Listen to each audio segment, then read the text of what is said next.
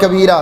خالق کائنات نے فرمایا وَبَلَوْنَاهُمْ بِالْحَسَنَاتِ وَالسَّيِّئَاتِ، میں بندے کو آزماتا ہوں نمازیں پڑھتے دے کے، روزے رکھتے دے کے۔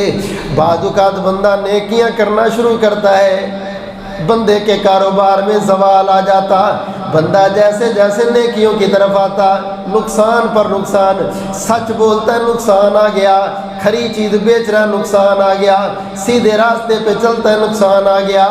اللہ کہتے ہیں میں تو چیک کرتا تھا تجھے، بھلا تیرے اندر ایمان کتنا کو ہے، بھلا تیرے اندر یقین کتنا کو ہے، اعتماد کتنا کو ہے۔ وَبَلَوْنَاهُمْ بِالْحَسَنَاتِ وَالسَّيِّئَاتِ لَعَلَّهُمْ يَرْجِعُونَ۔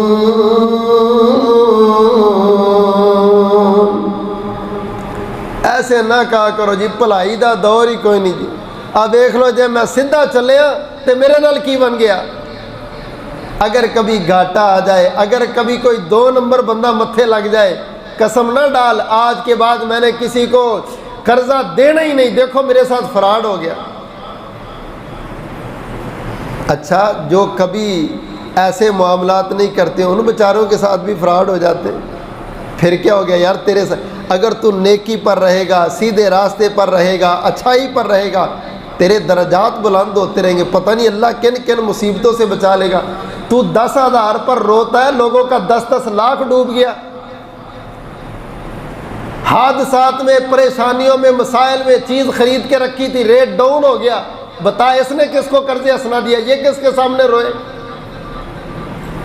اللہ کہتے ہیں یہ میں بندے کو آزماتا ہوں، کبھی اچھائیاں دے کے، کبھی برائیاں دے کے، کبھی ماحول اچھا کر کے، کبھی ماحول برا کر کے، کبھی عروج دے کے، کبھی زوال دے کے۔